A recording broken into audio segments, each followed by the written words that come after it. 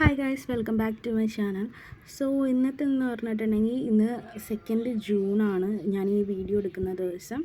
2 June രാത്രിയാണ്. അപ്പോൾ രാത്രി ഞാൻ പഠിക്കാനായിരുന്നു. എന്താണെന്ന് വെച്ചാൽ രാവിലെ തൊട്ട് എനിക്ക് പീരീഡ്സ് ആയത് കാരണം നല്ല വയറുവേദന ഉണ്ടായിരുന്നു, നല്ല നടുവേദന ഉണ്ടായിരുന്നു. നടുവേദനയായിരുന്നു മെയിൻ പ്രശ്നം. ഒരുപാട് നേരം നമുക്ക് ഇരിക്കാൻ പറ്റത്തില്ല നടുവേദനയാണെങ്കിൽ. അപ്പോൾ ഒന്ന് മാറിക്കഴിഞ്ഞപ്പോൾ ഞാൻ ഇരുന്ന് പഠിച്ചതാണിത്. എന്തായാലും നമുക്ക് എടുക്കണമല്ലോ ഓപ്ഷണൽ. നമുക്ക് നമ്മൾ ടൈം ടേബിൾ വെച്ചിട്ടുണ്ട്, അപ്പോൾ അതിനുള്ളിൽ തീർക്കണം ഓപ്ഷണൽ. സോ ഇന്ന് പറ്റുന്നത്ര വായിക്കാം എന്ന് പറഞ്ഞ് ഞാൻ ഇരുന്നതാണിത്. 2 ചാപ്റ്റർ വായിച്ച് കഴിഞ്ഞു. ഏകദേശം 1.5 മണിക്കൂർ എനിക്ക് ഇരിക്കാൻ പറ്റുള്ളൂ. അത് കഴിഞ്ഞിട്ട് ഞാൻ പോയി കിടന്നു. എനിക്ക് നല്ല പെയിൻ എടുക്കുന്നുണ്ടായിരുന്നു. അപ്പോൾ പോയി കിടന്നു കഴിഞ്ഞിട്ട് ഞാൻ പിറ്റേ ദിവസമാണ് ഞാൻ എഴുന്നേറ്റത്. അപ്പോൾ ഇത് നിങ്ങൾക്ക് മനസ്സിലായിട്ടുണ്ടാവുമല്ലോ, ഇത് 11th NCERT ആണ്, ഏൻഷ്യൻ്റ് ഇന്ത്യയുടെ. ഇതാണ് എൻ്റെ മെയിൻ ബുക്ക് എന്ന് പറയുന്നത്. ഏൻഷ്യൻ്റ് ഇന്ത്യക്ക് വേണ്ടിയിട്ട്. എൻ്റെ ഹിസ്റ്ററിയാണ് ഓപ്ഷണൽ. പിന്നെ ഇതിൽ ചില ടോപ്പിക്ക് ഞാൻ എന്താ പറയുക, ഉപീന്ദർ സിംഗിൽ നിന്ന് റെഫർ ചെയ്യുന്നുണ്ട്. ചില ടോപ്പിക്ക് മാത്രം. ഇൻസ്ക്രിപ്ഷൻസ്, കോയിൻസ് അതിൻ്റെയൊക്കെ കുറച്ചും കൂടി ഡീറ്റെയിൽസ് വേണമല്ലോ. അപ്പോൾ ഉപീന്ദർ സിംഗിൽ നിന്നും കൂടി റെഫർ ചെയ്യുന്നുണ്ട് കേട്ടോ.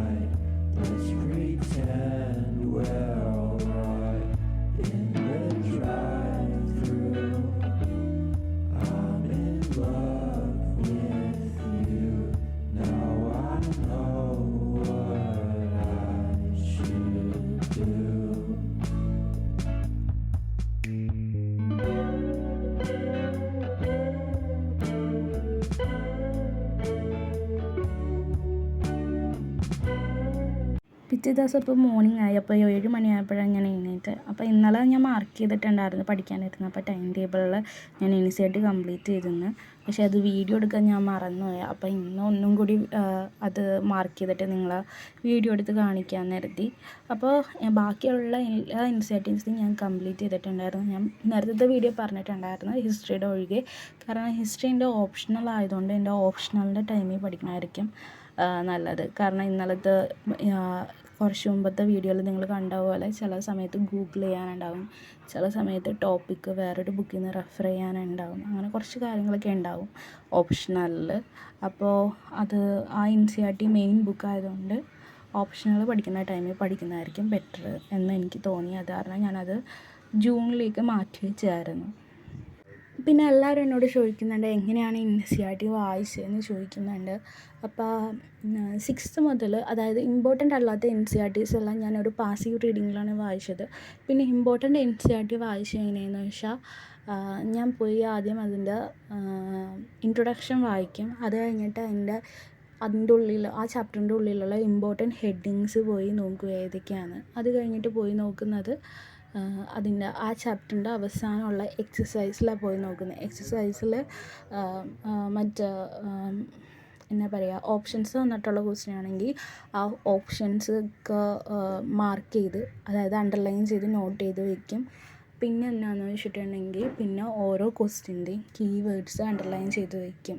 അപ്പോൾ ഒരു 150 വേർഡ്സിനൊക്കെ ഇങ്ങനെ ഷോർട്ട് ആൻസർ എഴുതാനുള്ള ക്വസ്റ്റ്യൻസ് ഉണ്ടാകും. അതിൻ്റെയൊക്കെ കീവേഡ് അണ്ടർലൈൻ ചെയ്ത് വയ്ക്കും. അപ്പോൾ എനിക്ക് ഒരു ഐഡിയ കിട്ടും ഈ ഒരു ചാപ്റ്ററിൽ നിന്ന് ഓരോ ടോപ്പിക്കിൽ നിന്ന് അവരിങ്ങനെയൊക്കെയാണ് ക്വസ്റ്റ്യൻ എക്സ്പെക്റ്റ് നമുക്ക് മനസ്സിലാവും. അത് കഴിഞ്ഞിട്ടാണ് ഞാൻ പോയിട്ട് ആ ചാപ്റ്റർ വായിക്കുന്നത്, മെയിനായിട്ട് വായിക്കുന്നത്, മെയിൻ ഇമ്പോർട്ടൻ്റ് ഏരിയാസ് എല്ലാം വായിക്കുന്നത്. ഇമ്പോർട്ടൻസ് ഏരിയാസ് വായിക്കുമ്പോൾ ഫസ്റ്റ് റീഡിങ്ങിൽ പേന ഓർ പെൻസിൽ വെച്ച് അടയാളപ്പെടുത്തും ഇമ്പോർട്ടൻ്റ് ആണെന്ന് തോന്നിയ ഭാഗങ്ങൾ. സെക്കൻഡ് റീഡിങ്ങിൽ ഹൈലൈറ്റർ വെച്ചിട്ട് മാർക്ക് ചെയ്യും ഏറ്റവും ഇമ്പോർട്ടൻ്റ് ആണെന്ന് തോന്നുന്നത്. സെക്കൻഡ് റീഡിങ് ആകുമ്പോൾ നമുക്ക് മനസ്സിലാവും. ചിലർക്ക് 3 പ്രാവശ്യം വരെ റീഡിങ് യൂസ് ചെയ്യും. അതായത് ആദ്യത്തെ റീഡിങ്ങിൽ അവർ പെൻസിൽ വെച്ച് മാർക്ക് ചെയ്യും, സെക്കൻഡ് റീഡിങ്ങിൽ അവർ പേന വെച്ച് മാർക്ക് ചെയ്യും, തേർഡ് റീഡിങ്ങിലായിരിക്കും അവർ ഹൈലൈറ്റർ യൂസ് ചെയ്യുന്നത്. ചിലർ അങ്ങനെയാണ്, പക്ഷേ ഞാൻ 2 ടൈമേ റീഡ് ചെയ്യാൻ യൂസ് ചെയ്യാറുള്ളൂ. അപ്പം അതിനുള്ളിൽ തന്നെ നമ്മൾ ഈ MCQs ഒക്കെ വായിച്ചതും കൊണ്ടും PYQ അനാലിസിസ് കൊണ്ടും നമുക്ക് മനസ്സിലാവുമല്ലോ ഓരോ ടോപ്പിക്കിൽ നിന്ന് ഏതൊക്കെയാണ് ഇമ്പോർട്ടൻ്റ്, എങ്ങനെ ചോദിക്കുന്നത് നമുക്ക് ഓൾറെഡി ഒരു ഐഡിയ ഉണ്ടാവും. പിന്നെ ആ ചാപ്റ്ററിൻ്റെ എക്സസൈസും കൂടി വായിക്കാൻ നേരത്ത് നമുക്കൊരു നല്ല രീതിക്ക് നമുക്കൊരു ഐഡിയ കിട്ടും. സോ അതിനനുസരിച്ച് അണ്ടർലൈൻ ചെയ്യും ഇമ്പോർട്ടൻ്റ് ആയിട്ടുള്ള ഏരിയാസ് എല്ലാം. പിന്നെ അങ്ങനെയാണ് ഞാൻ ചെയ്യുന്നത്. എനിക്കിത് വളരെ യൂസ്ഫുള്ളായിട്ട് തോന്നിയിട്ടുണ്ട്. വളരെ യൂസ്ഫുൾ എന്ന് വെച്ചിട്ടുണ്ടെങ്കിൽ ഭയങ്കര യൂസ്ഫുൾ. അത് കഴിഞ്ഞിട്ട് ആ PYQs പോയി ചെയ്യും ഞാൻ. ആ ടെക്സ്റ്റിൻ്റെ ബാക്കിലുള്ള PYQs പോയി ചെയ്യും. പിന്നെ ഞാനിപ്പോൾ ഇവിടെ എടുത്തിരിക്കുന്നത് ഉപീന്ദർ സിംഗിൻ്റെ ബുക്കാണ്. History of ancient and early medieval India എന്ന് പറഞ്ഞ ബുക്കാണ് എടുത്തേക്കുന്നത്. സെക്കൻഡ് എഡിഷനാണ്. ഫസ്റ്റ് എഡിഷൻ്റെ ഒരു കവർ പേജ് ചുവപ്പ് കളറാണെന്ന് തോന്നുന്നത്. സെക്കൻഡ് എഡിഷൻ ഒരു പച്ച കളറിലാണ് കവർ പേജ് ഇരിക്കുന്നത്. അപ്പോൾ ഇതിൽ ഡീറ്റെയിൽഡായിട്ട് കുറേ കൊടുത്തിട്ടുണ്ട്. ഹിസ്റ്ററി ഓപ്ഷണൽ ഉള്ളവർ മാത്രം ഇത് വാങ്ങിച്ചാൽ മതിയാകും. നല്ല പ്രൈസ് ഉണ്ട്. PDF അവൈലബിൾ ആണ്. ഇതിന് എത്രയാ 700+ എങ്ങാണ്ട് ഉണ്ടെന്ന് തോന്നുന്നു പ്രൈസ് വരുന്നത്. പക്ഷേ ഇതിൻ്റെ PDF അവൈലബിൾ ആണ്. എൻ്റെ കയ്യിലുണ്ട് കേട്ടോ. ആർക്കെങ്കിലും വേണമെങ്കിൽ എന്നോട് ചോദിച്ചാൽ മതി, ഇതിൻ്റെ PDF ഞാൻ തരാം. അപ്പോൾ ഇതിലിപ്പോൾ ഞാൻ പഠിക്കുന്നത് ആർക്കിയോളജിക്കൽ സോഴ്സസിനെ കുറിച്ചാണ്. അപ്പോൾ ഹിസ്റ്ററി ഓപ്ഷനിൽ ഇമ്പോർട്ടൻ്റ് ആയിട്ടുള്ളൊരു ടോപ്പിക് തന്നെയാണ് ആർക്കിയോളജിക്കൽ സോഴ്സസ് എന്ന് പറയുന്നത്. കുറച്ച് കാര്യങ്ങളെക്കുറിച്ച് പഠിക്കാനുണ്ട്, ഇൻസ്ക്രിപ്ഷനെ കുറിച്ചിട്ട്, പിന്നെ കോയിൻസിനെയൊക്കെ കുറിച്ചിട്ട്. അപ്പോൾ അതാണ് ഞാനിവിടെ വായിച്ചുകൊണ്ടിരിക്കുന്നത്. നല്ല കട്ടിയുള്ള ബുക്കാട്ടോ ഇത്. ഏകദേശം ഒരു 818 പേജസോളം വരുന്നുണ്ട്. ഏകദേശം നമ്മുടെ മറ്റേ ആർട്ട് ആൻഡ് കൾച്ചറിൽ നിതിൻ സിംഗാനിയുടെ ബുക്കിനേക്കാളും കൂടുതൽ പേജസ് ഉണ്ടെന്ന് തോന്നുന്നു. എനിക്ക് അതിനേക്കാളും കൂടുതൽ കട്ടി എനിക്ക് തോന്നുന്നുണ്ട് കേട്ടോ. അപ്പം പിന്നെ ഈ ബുക്കിൽ എനിക്ക് ഇഷ്ടപ്പെട്ട കാര്യം എന്താണെന്ന് വെച്ചാൽ ഇതിൽ മാപ്സൊക്കെ കൊടുത്തേക്കുന്നത് കളർഫുള്ളായിട്ടാണ് കൊടുത്തേക്കുന്നത്.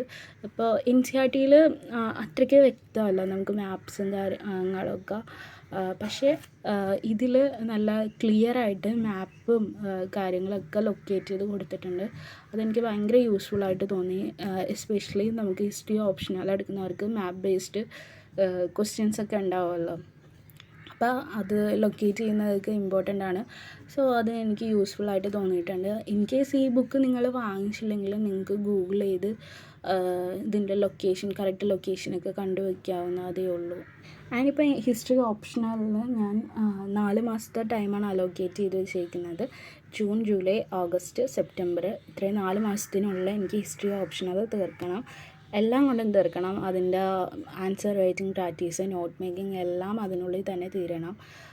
സോ ഭയങ്കര ടൈറ്റ് ഷെഡ്യൂളാണ്. പിന്നെ അതിൻ്റെ ഒപ്പം CSAT ഉണ്ട് കംപ്ലീറ്റ് ചെയ്യാൻ വേണ്ടി. CSATന് ഇനി മുതൽ ഡെയിലി ഒരു 1 hour, എല്ലാ ദിവസവും 1 hour വെച്ച് കൊടുക്കണം CSATന്. എങ്കിൽ CSAT എളുപ്പം കംപ്ലീറ്റ് ആയിക്കോളും. ഇപ്പം ഞാനിവിടെ CSAT എനിക്ക് അറിയില്ല. എൻ്റെ ഒരു വീക്കസ്റ്റ് സബ്ജക്റ്റാണ് മാത്സ് എന്ന് പറയുന്നത്.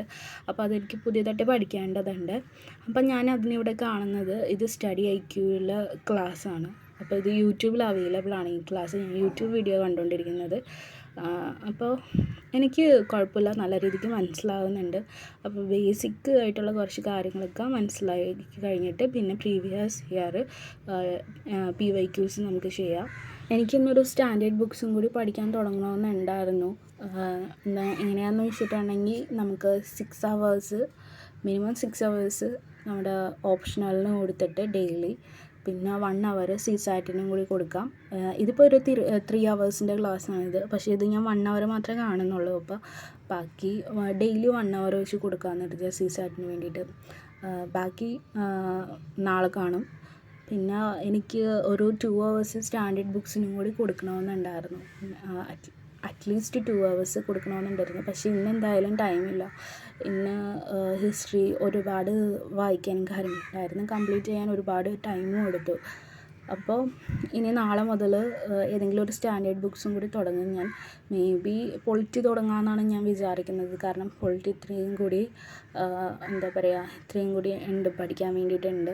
സോ പൊളിറ്റി പഠിക്കാം ആദ്യം എന്നാണ് ഞാൻ വിചാരിച്ചിരിക്കുന്നത്. അപ്പോൾ ഒരു നാളെ മുതൽ പൊളിറ്റി എന്തായാലും തുടങ്ങും.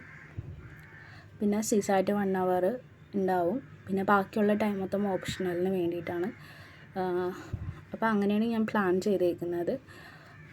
നോക്കാം നമുക്ക് എങ്ങനെയായിരിക്കും നടക്കുന്നതെന്ന് നോക്കാം.